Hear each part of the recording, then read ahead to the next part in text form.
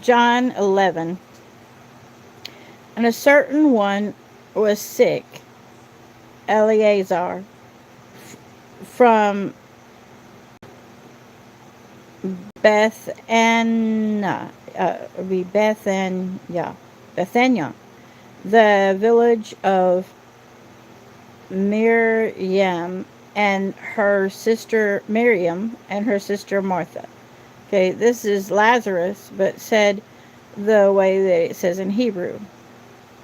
Alazar. Okay, verse 2. Now it was Miriam who anointed the master with perfume and wiped his feet with her hair, whose brother Eleazar was sick. Alazar is the author of this, aka John. Oh, they're just telling you that that's the name in parentheses. I'm sorry. I already did that. Therefore, the sisters went to him and said, Master, see, he whom you love is sick. But when when Yahusha heard, or Yeshua, heard that what he said, this sickness is not unto death, but for the esteem of Alahim, so that the son of Alahim might be esteemed by it. Now, Yeshua, loved Martha and her sister and Eleazar. Therefore, when he heard that he was sick, then indeed he stayed at the place where he was 2 more days. Then after this, he said to his pupils, let us go back to Yehuda. And the Talmud, his followers, right, his pupils, said to him, Rabbi, the Yehudim were but now seeking to stone you. This is kind of a backward statement, but that's how the Hebrew said it. The Yehudim were but now seeking to stone you. And are you going back there? Verse 9. Yahusha or Yeshua answered and said, are there not 12 hours in the yom, in the day? If anyone walks in the yom, or in the day, he does not stumble, because he sees the light of this world. But if anyone walks in the Laleh, that's the night, he stumbles because the light is not in him. Verse 11. He said this, and after that he said to them, our friend Eleazar has fallen asleep, but I am going there to wake him up. Verse 12. Therefore the pupils said to him, Master, if he's asleep, if he has fallen asleep, he shall recover. But Yeshua had spoken about his death, whereas they thought that he spoke of taking rest in sleep. Hi, guys and gals. Verse 14. So then Yahusha said to them plainly, Alazar has died, and for your sake I am glad I was not there, in order for you to believe, but let us go to him. Toma, who is called the twin, then said to his fellow pupils, let us also go, so that we die with him. Verse 17. Therefore, when Yeshua arrived, he found that he had already been 4 days in the tomb. Now Bethania was near Jerusalem, about 3 kilometers away, and many of the Yehudim had come to Martha and Miriam to comfort them concerning their brother. Martha then, when she heard that Yeshua was coming, met him but Miriam was sitting in the house. Verse 21. Martha then said to Yeshua, Master, if you had been there, my brother would not have died. But even now, I know that whatever you might ask of Alahim shall give you. Yeshua said to her, Your brother shall rise again. And Martha said to him, I know that he shall arise in the resurrection at the last days. Yeshua said to her, I am the resurrection and the life. He who believes in me, though he dies, he shall live. And everyone that is living and blessing, everyone who is living and believing in me shall never die at all. Do you believe this? She said to him, Yes, Master, I believe that you are the Mashiach, the son of Alahim, who is come into the world. And having said this, she went away and called her sister Miriam secretly, saying, The teacher is here and calls you. When she heard, she rose up quickly and came to him. Verse 30. And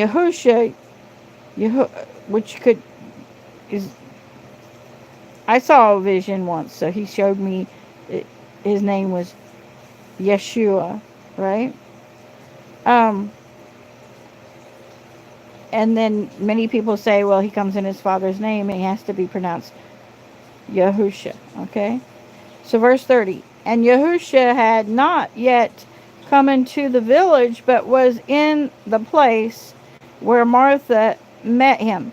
Therefore the Yehudim who were with her in the house and were comforting her, when they saw that Miriam rose up quickly and went out, followed her, saying, She is going to the tomb to weep there. Miriam, therefore, when she came where Yeshua was and saw him, she fell down at his feet, saying to him, Master, if you had been there, my brother would not have died. Yeshua, therefore, when he saw her weeping, and the Yehudim who came with her weeping, he groaned in the Ruach, and was troubled, and said, Where have you laid him? And they said to him, Master, come and see. And Yeshua wept. The Yehudim therefore said, See how he loves him? Verse 37. And some of them said, Was this one who opened the eyes of the blind not also able to prevent this one from dying? Yeshua therefore answered, groaning in himself, came to the tomb. Yeshua therefore, again groaning in himself, came to the tomb. Now it was a cave, and a stone lay against it. Yahusha answered, "Take away the stone." Martha, the sister of him who had died, said to him, "Master, already he smells, for it is 4 Yomim." Yahusha said to her, "Did I not say to you that if you believe, you shall see the esteem of Alahim?" So they took away the stone where the dead man was laid. And Yahusha lifted up his eyes and said, "Father, I thank you that you have heard me." Ah, isn't that wonderful? It's verse 41. Isn't it? No.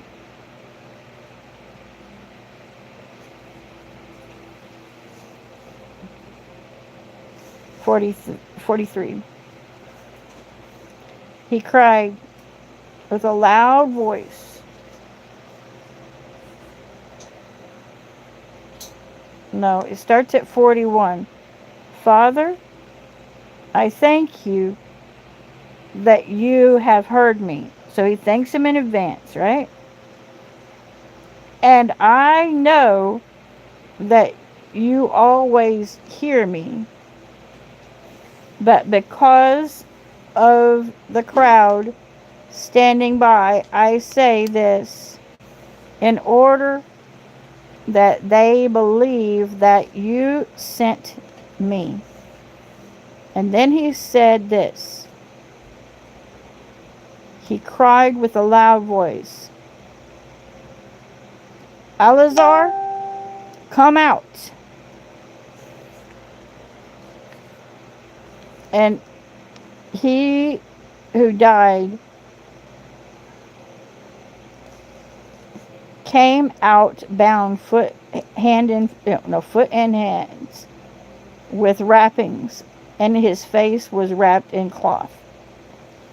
And Yahusha said to them, "Loosen him and let him go." Therefore many of the Yehudim who had come to Miriam and had seen what Yahusha did believed him. I'm going to tell you a little something about what happened just today.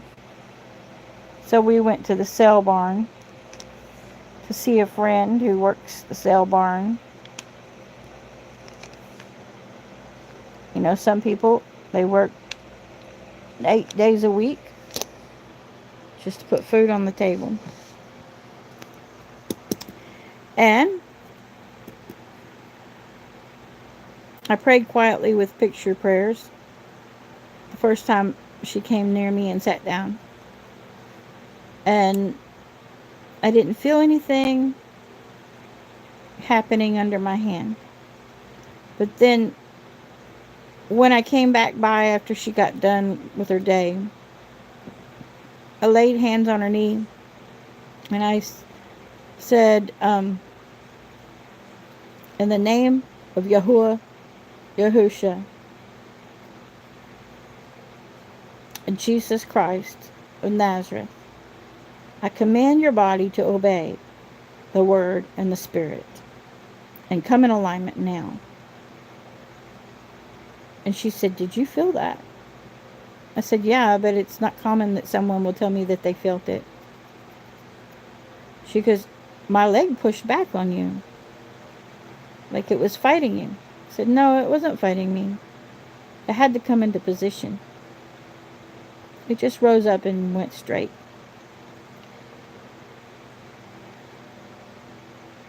I say that because, you know, some people just imagine a prayer. There's something special about the spoken word. And I try to do both. I tried to imagine the prayer answered already. And then I speak it. It seems to work better tandem. It doesn't work better. If you just do one and not another, it doesn't seem to work well. I love y'all. I'm glad you're watching. Um,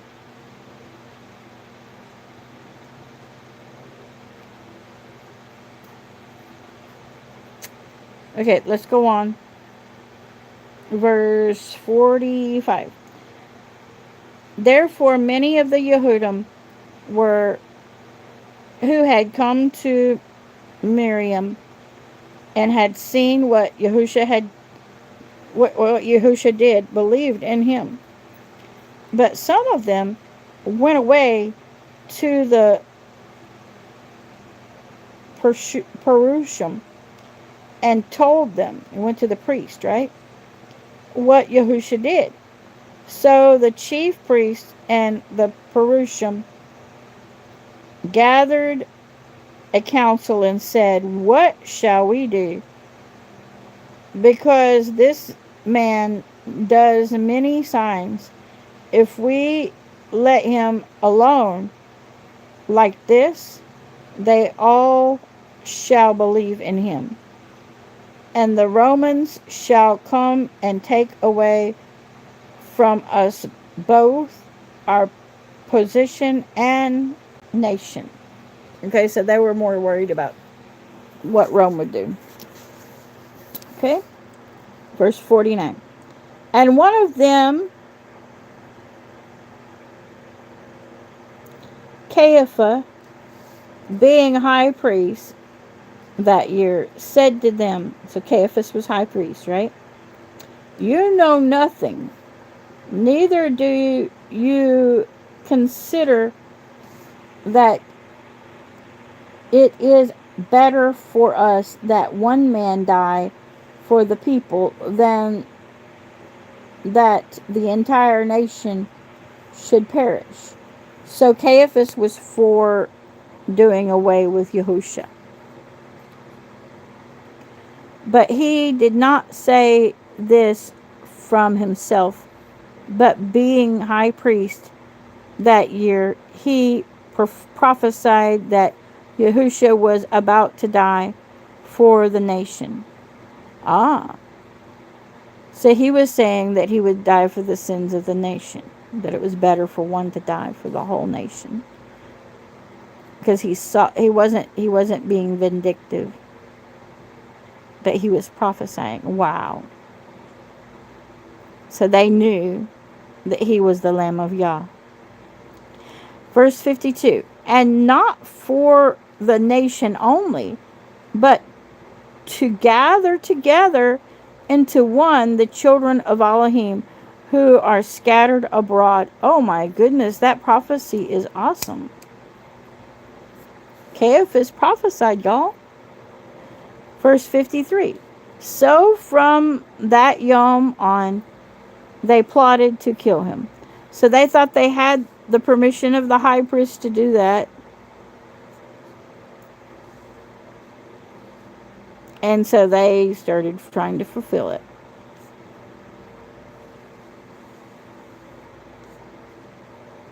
That's 51 and 52 is the prophecy of the high priest, Caiaphas. That's why he worshipped Yahusha after he appeared to him, risen from the dead, in his chambers, after the 3 days. Okay? Verse 54. Yahuwah therefore no longer went openly among the Yehudim, but went from there into the country near the wilderness to a city called Ephraim, and remained there with his pupils. Now the Passover of Yehudim was near, and many went from the country up to Jerusalem before the Passover to set themselves apart. And so they were seeing Yahusha, and spoke among one another, standing in the set apart place. What do you think? Is he not come to the festival at all?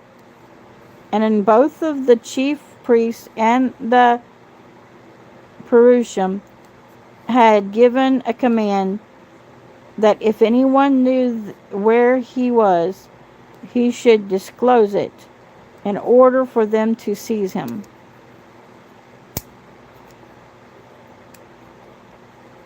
So,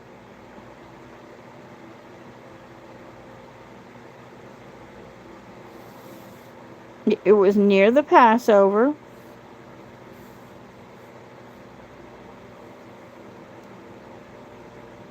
It was the days before Passover.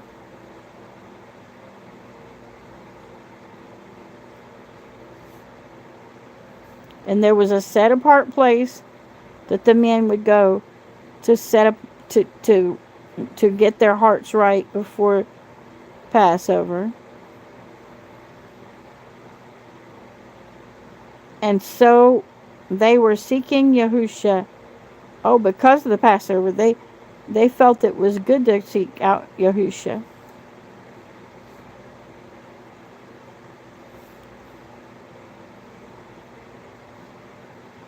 And they were standing in the set apart place.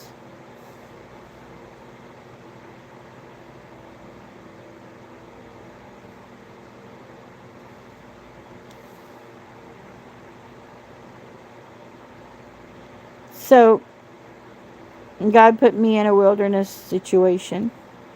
Again, about living a Leviticus diet. And I know that some say that, and there is scripture for it, that if you believe, then you don't have to eat a specific diet. But if you're getting sick every time you eat, there might be a reason.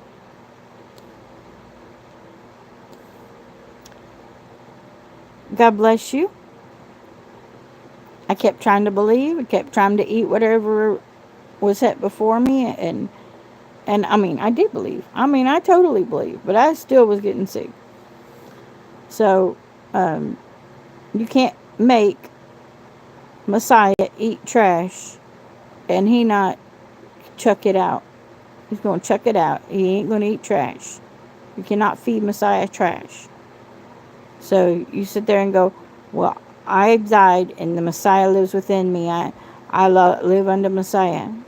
Okay, well, if you live under Messiah, grab you a salad, a piece of salmon, and be real careful about what you eat when it's meat.